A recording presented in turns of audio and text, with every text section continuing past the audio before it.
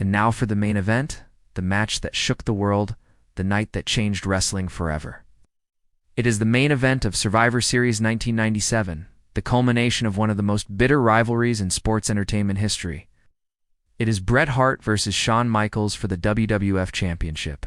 Might have heard some rumblings about this match before. Some people might even call it the greatest wrestling match ever.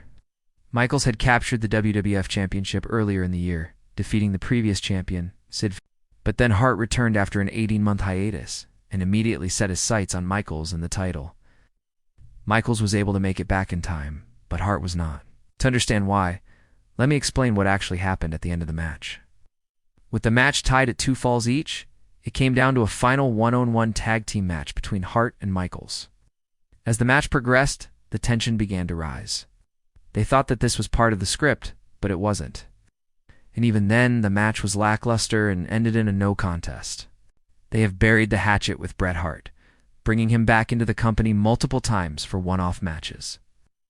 By refusing to recognize the moment, they were able to move forward with business as usual, crowning Stone Cold Steve Austin as the true champion.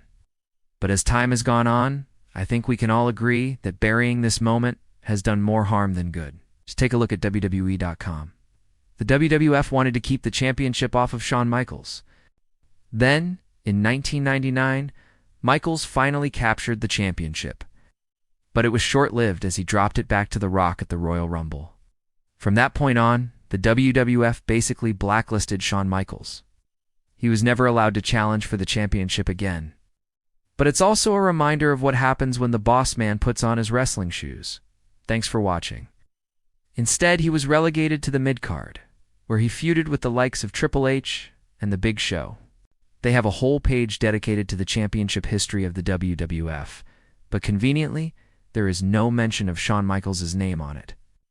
When the top championship in the newly created WWE brand became vacant, Michaels found himself in the main event of WrestleMania 20, but once again, he came up short. Losing to Triple H, this pattern continued throughout his career as he continued to find himself in the main event of major shows only to lose every time. But they have also made it clear that they have no plans to recognize this moment as a legitimate championship change. Michaels did betray Hart and cost him the match at Survivor Series. In fact, in the last chapter of the series, Michaels actually addressed this moment for the first time in over 20 years.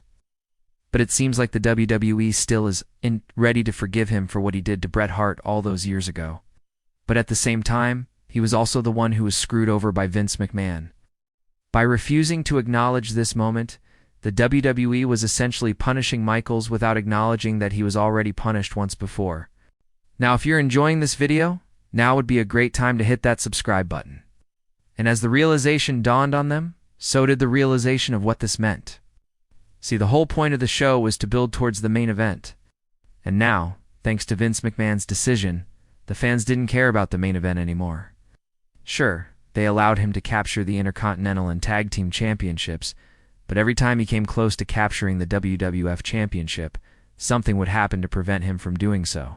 At WrestleMania 14, he lost to Stone Cold Steve Austin in a no disqualification match. Then later that year, he suffered an injury that forced him to relinquish the Intercontinental Championship and take time off. And when he returned, he began feuding with the newly debuted The Rock. And even though he defeated The Rock at SummerSlam 98, he was denied the championship due to outside interference. The show was over. There was nothing left to see. Then suddenly, out of nowhere, Shawn Michaels hit a low blow on Bret Hart. Moments later, he followed up with sweet chin music and picked up the victory. The crowd was stunned silent. No one could believe what they were witnessing. With the main event of Survivor Series in jeopardy, Vince McMahon was forced to make a very tough decision.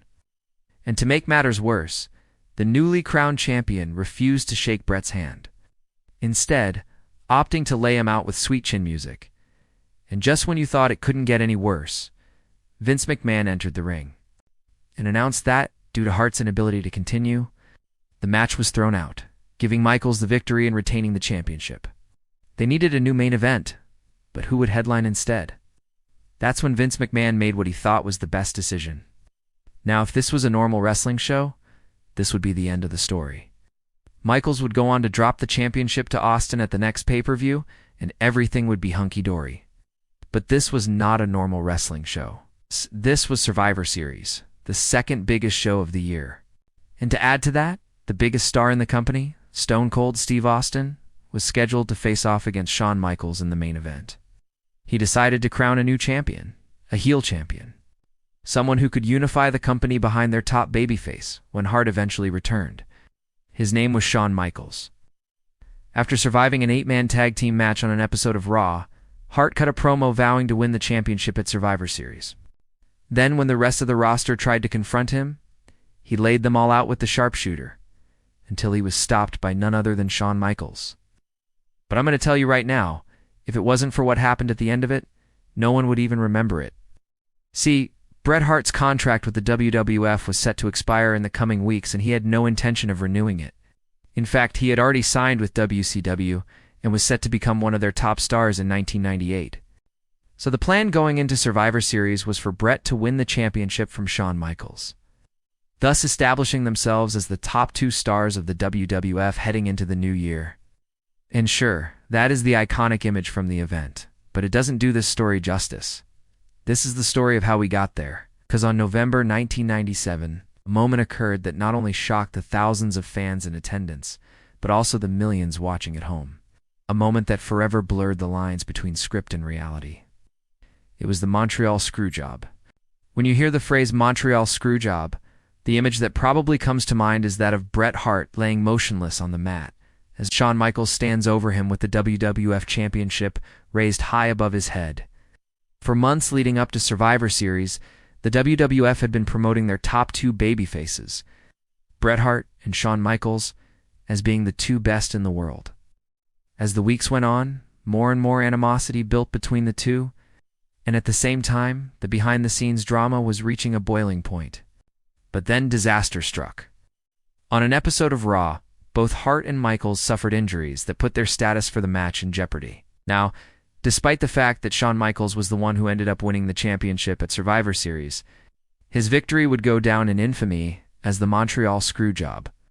But the worst was yet to come, because moments later, Shawn Michaels raised the championship belt high above his head in celebration, only to be interrupted by the music of Stone Cold Steve Austin. At this point, the crowd was absolutely furious. They began chanting bullshit and booing loudly, as Hart was helped to the back. So when Vince McMahon announced that the match was thrown out, the fans didn't believe him. In fact, the crowd booed Austin's entrance so loudly that he had to come back out and drink some beer just to calm them down. Now, since Survivor Series, the WWF has done everything they can to distance themselves from this moment. On the surface, it makes sense why they did this.